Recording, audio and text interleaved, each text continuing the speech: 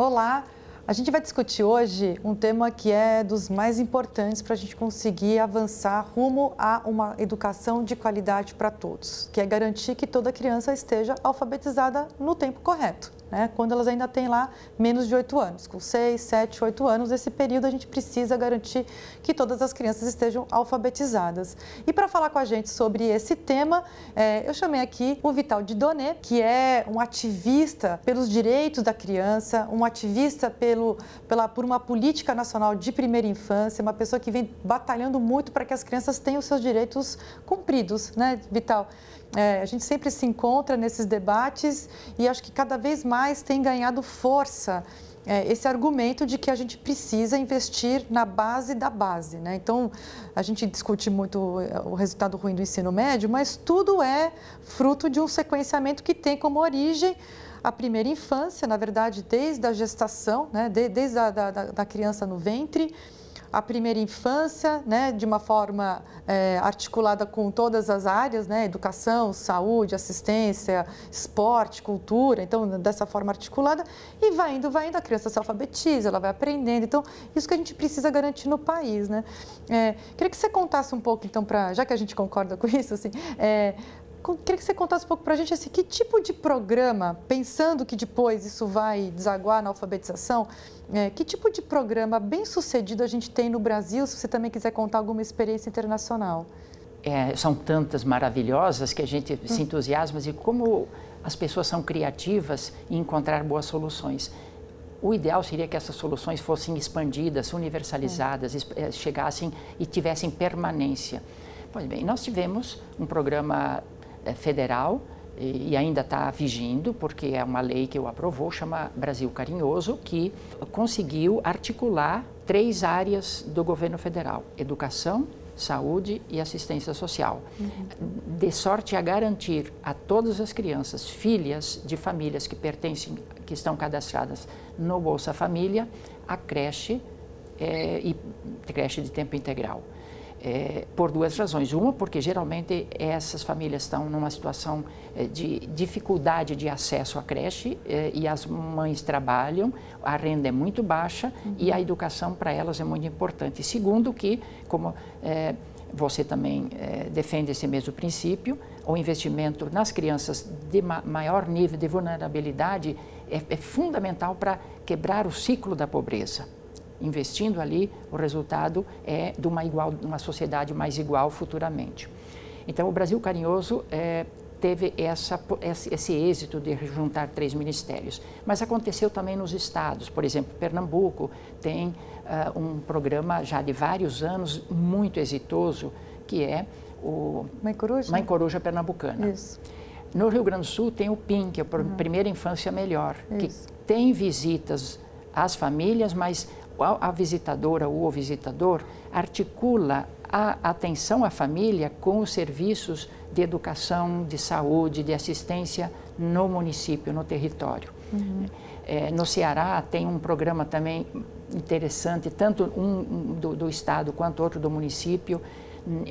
Em Boa Vista tem a família que acolhe, que tem um espaço grande onde que as mães, desde as gestantes, mães que amamentam e mães que têm bebês, vão passar horas, ser atendidas, interagem entre elas, tem profissionais que dão atendimento às crianças que acompanham, tem um espaço do brincar, ali tem livros, vídeos, momentos de descanso, consultas, oportunidade de as crianças terem interação com profissionais.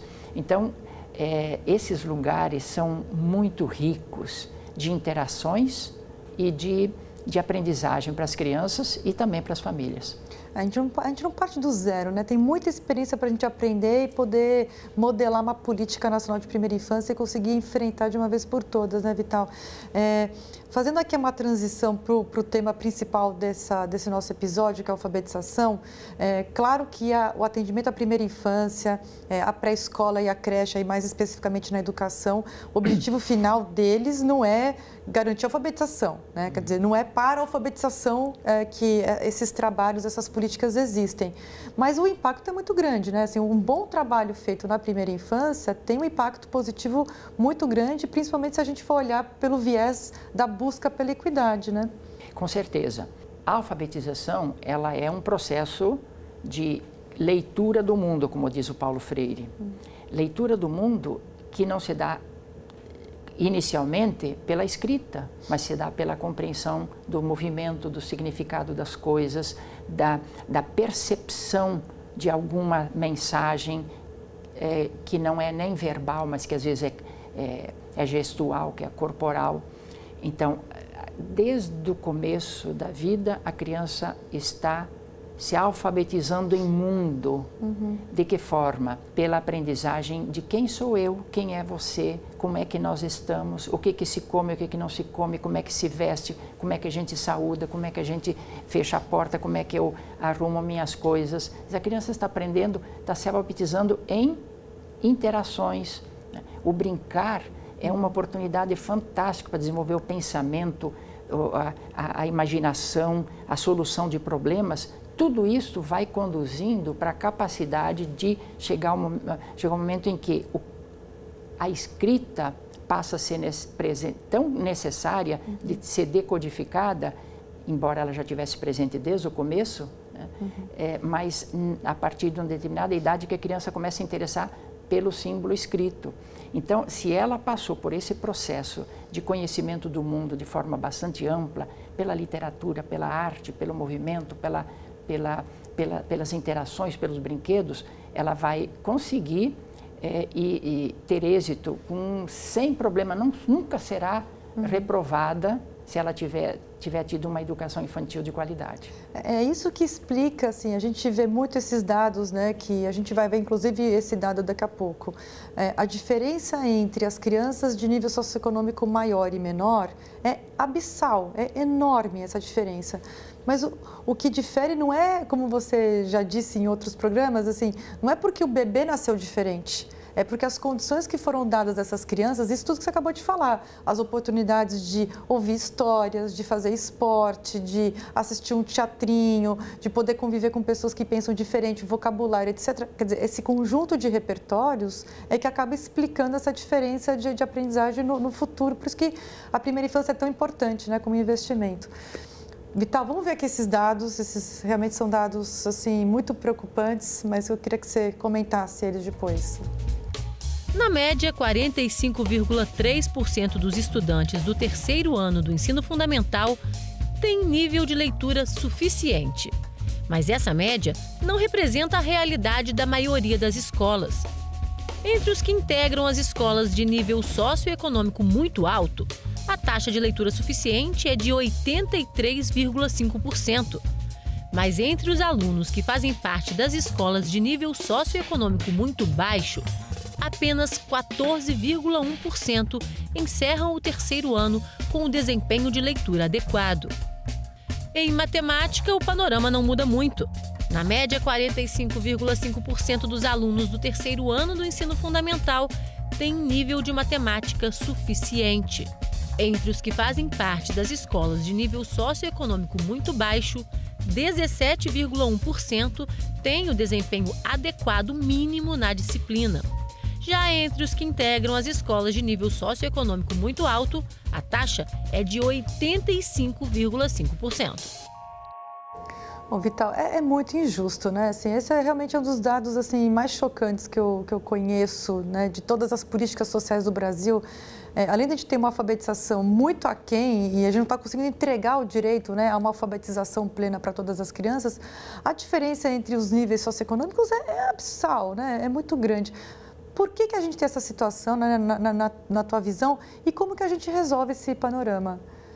Como você disse, é injusto e é iníquo. Isso é uma iniquidade que a gente, vendo esses dados, a gente se bate a mão no peito e diz assim, eu tenho culpa nisso também. Exato. Quem é que é responsável por essa causa?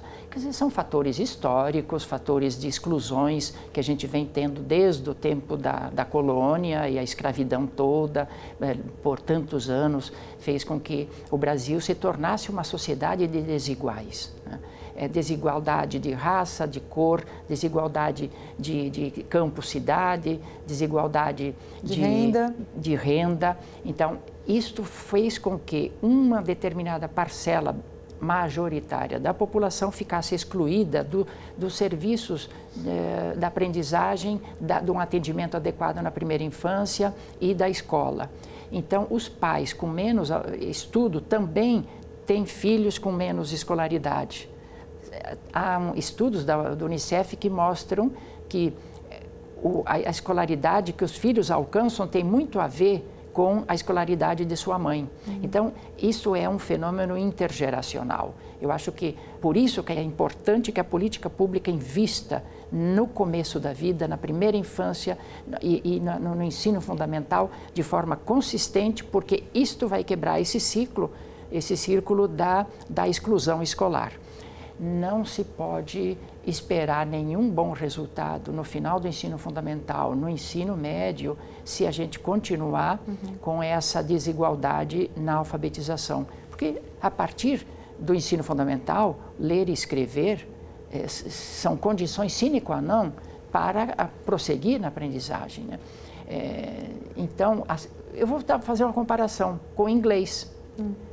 O jovem ou a jovem que não sabe inglês, quando vai fazer um curso superior, tem dificuldade de leitura dos artigos científicos, porque a maioria que os professores citam estão em inglês, né?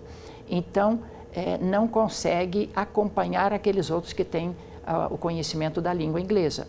Veja que pode ter raciocínio bom, pode ter capacidade de aprendizagem, mas tem uma barreira que é o acesso à língua. Então, a língua escrita, para essas crianças, 15%, 20% das crianças da classe do nível econômico mais baixo não tem um nível bom de leitura escrita no terceiro ano. Isso significa que elas vão passar para o quarto, para o quinto, para o oitavo, sempre muito atrás dos demais. Aí a gente nunca vai construir uma sociedade igualitária, uma sociedade mais justa, uma sociedade democrática, porque sem igualdade não existe democracia. Exatamente. E para resolver isso, a gente precisa ter políticas públicas pensadas para resolver a desigualdade, né? Quer dizer, não adianta a gente pensar uma política pública que vai cair como um manto igual para todo mundo, né? Você tem que ter uma política pública pensada em dar mais para quem tem menos, né? Assim, com a intencionalidade de ser mais focalizada